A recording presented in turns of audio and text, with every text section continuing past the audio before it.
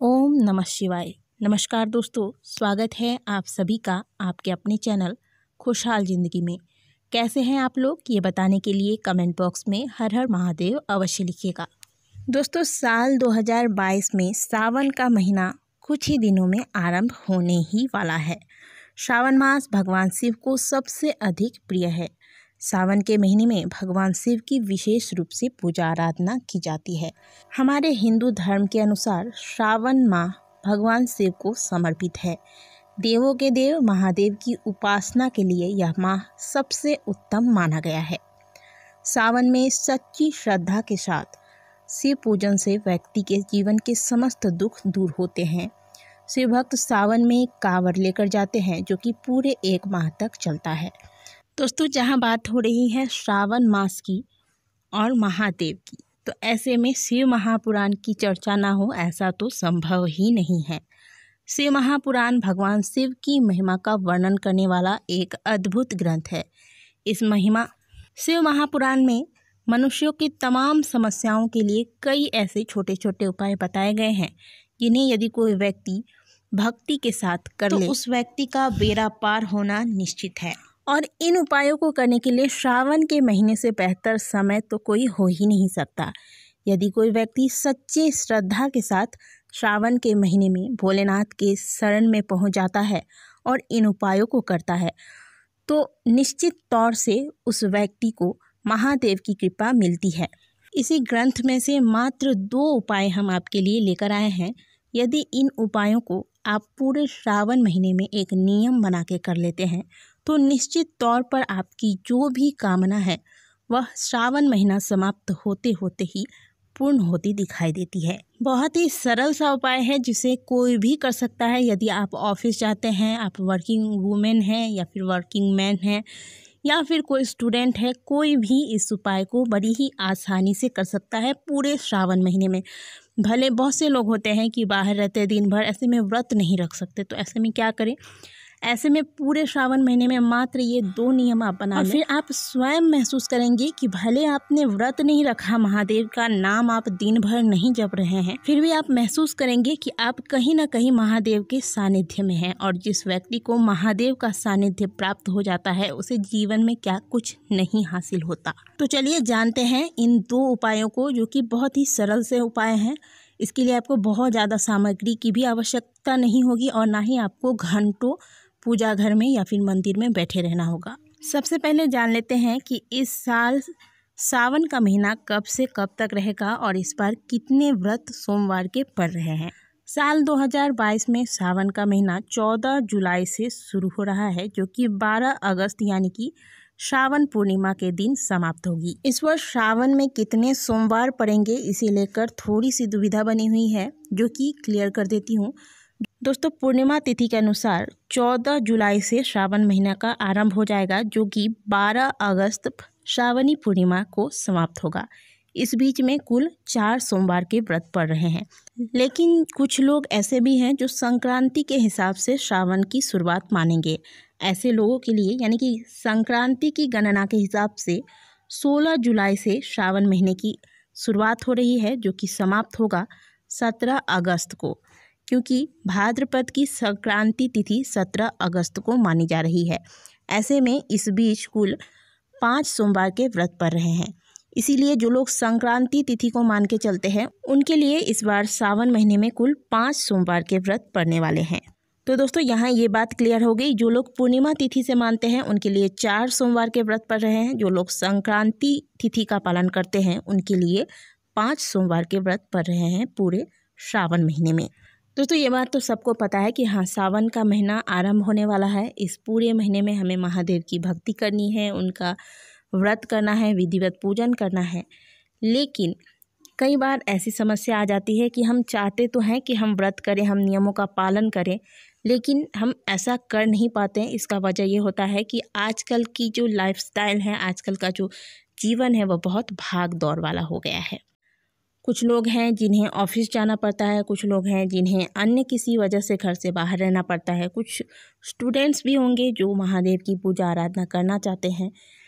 तो ऐसे में क्या करें कि कम समय में भी हम श्रावण महीने का पूरा से पूरा लाभ उठा सकें। तो इसके लिए शिव महापुराण में वर्णित केवल 2 कार्य, 2 उपाय मैं आपको बताऊंगी, जो कि आपको पूरे श्रावण महीने में नियम बनाकर करना है। सबसे पहला है पार्थिव पूजन। श्रावण महीने में महादेव की पार्थिव शिवलिंग बनाकर पूजा आराधना करने से जो फल की प्राप्ति होती है उसकी कोई तुलना ही नहीं की जा सकती। धर्म ग्रंथों के अनुसार श्रावण महीने में पार्थिव शिवलिंग बनाकर शिव पूजन करने का विशेष महत्व बताया गया है। शिव महापुराण में भी इसका उल्लेख आता है। पार्थिव शिवलिंग की पूजा करने से हमारी सभी प्रकार की समस्याओं का निदान हो सकता है और मनोकामनाएं भी पूरी हो सकती हैं। श्रावण महीने में पार्थिव शिवलिंग की पूजा करने से धन, धान्य, आरोग्य और पुत्र की प्राप्ति तो होती ही है, वहीं मानसिक और शारीरिक कष्ट भी दूर हो जाते हैं। भक्तों को अकाल मृत्यु का भय नहीं सताता। इसलिए यदि आप पूरे श्रावण महीने में प्रातःकाल मंदिर नहीं जा सकते तो ऐसे में आप चिंता न करें, आप अपने घर पर ही पार्थिव शिवलिंग का निर्माण करें। रोज प्रातःकाल जल्दी उठें, उठ के स्नान करने के बाद सबसे पहले सूर्य नारायण को अर्घ दें। इसके बाद आप थोड़ी सी मिट्टी ले आएँ। मिट्टी आपको किसी साफ स्थान से लेना है। इस मिट्टी में आपको थोड़ा सा गोबर, घी, दूध, मधु और गंगा जल मिलाकर इस मिट्टी को पवित्र कर लेना है और फिर किसी साफ स्थान पर आप अपने घर के पूजा स्थान पर या फिर किसी भी साफ स्थान पर बैठकर उत्तरमुखी होकर, आपका मुंह उत्तर की ओर होना चाहिए। जैसे ही एक शिवलिंग बन जाता है, इसके ऊपर आप थोड़े से अक्षत डाल दें और फिर 11 छोटे छोटे और शिवलिंग, जैसा कि आप स्क्रीन पर देख रहे हैं और आने वाले वीडियोस में मैं आपको करके भी दिखाऊंगी कि किस प्रकार से आपको श्रावण महीने में पार्थिव शिवलिंग का निर्माण करना है।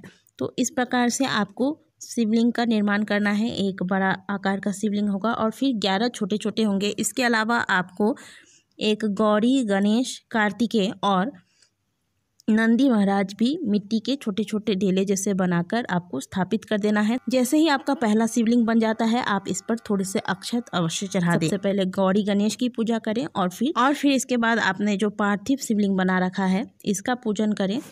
आपके पास अगर पंचामृत है, कच्चा दूध है तो फिर इससे अभिषेक करें। अगर नहीं है तो कोई बात नहीं, प्रतिदिन की पूजा में हम ये सारी चीज़ें ला भी नहीं सकते। तो ऐसे में आप क्या करें, जो नॉर्मल पानी होता है, स्वच्छ पानी में थोड़ा सा गंगा जल मिलाकर इससे आप प्रतिदिन अभिषेक करें। और फिर बिल्वपत्र, सफ़ेद रंग के पुष्प, आंकड़े का पुष्प, कणेल के पुष्प, जो भी महादेव को प्रिय वस्तुएं हैं वह सभी अर्पित करें। थोड़ा सा नैवेद्य स्वरूप आप कुछ फल चढ़ा दें और जो फल आप चढ़ाएंगे वो अलग से चढ़ाएं ताकि इसे आप प्रसाद रूप में ग्रहण कर पाएँ। यदि शिवलिंग से स्पर्श हो जाता है प्रसाद का तो इसे आप ग्रहण नहीं कर सकते।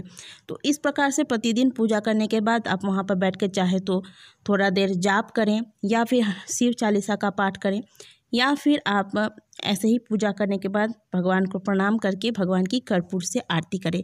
इसमें आपको ज़्यादा से ज़्यादा आधा घंटा का समय लगेगा और इससे भी कम लग सकता है। तो पूरे श्रावण महीने में अगर आप कुछ भी नहीं कर सकते तो ये एक नियम बना ले, प्रतिदिन अगर प्रातःकाल मंदिर नहीं जा सकते तो। इसके अलावा शाम के वक्त आप मंदिर अवश्य जा सकते हैं, ऑफिस से आते वक्त जा सकते हैं या फिर ऑफिस से आने के बाद जो लोग स्कूल जाते हैं, कॉलेज जाते हैं, वो लोग शाम के वक्त थोड़ा फ्री रहते हैं। ऐसे में प्रतिदिन पूरे श्रावण महीने में ये नियम बना ले कि आप शाम के वक्त 2 मिनट के लिए ही हो सके तो आप महादेव के मंदिर में जाएंगे, एक घी का दीपक या फिर तिल के तेल का दीपक महादेव के मंदिर में लगाएंगे, उनके आरती का दर्शन करेंगे अगर मंदिर में आरती की व्यवस्था होती है तो, और नहीं अगर ऐसा नहीं होता तो आप केवल एक घी का दीपक लगा के थोड़े से सुगंधित धूप दिखा के महादेव के दर्शन करके उन्हें प्रणाम करके वापस घर को आ जाएं। मात्र ये 2 नियम मानकर आप श्रावण महीने में इसका पालन कीजिए। आप देखेंगे कि महादेव की कृपा आप पर होने से कोई रोक नहीं सकता। फिर चाहे आप श्रावण महीने में सोमवार का व्रत ना भी करें तो भी आपको महादेव का सानिध्य हर एक पल महसूस होगा पूरे श्रावण महीने में। तो पूरे श्रावण महीने में ऐसा नियम बना ले और इस पार्थिव शिवलिंग पूजा का जब आप संकल्प लेते हैं तो फिर ऐसे में आपको ब्रह्मचर्य का पालन करना पड़ता है, मांस मदिरा से दूर रहना पड़ता है। यानी कि सात्विक भोजन करते हुए आपको पूरे महीने में महादेव की इस विधि से पूजा करनी है। बहुत ही साधारण सी विधि है लेकिन इसका जो फल है वह अनगिनत है, जो कि मैंने अपने स्वयं के जीवन में अनुभव किया है और अनुभव के साथ ही मैं आपको यह चीज़ें बता रही हूँ। आशा करते हैं कि आज की दी गई जानकारी आपको अच्छी लगी होगी। वीडियो अच्छी लगी है तो वीडियो को लाइक करें, कमेंट बॉक्स में हर हर महादेव जरूर लिखिएगा। मिलते हैं आपसे अगले वीडियो में, तब तक के लिए ओम नमः शिवाय, हर हर महादेव।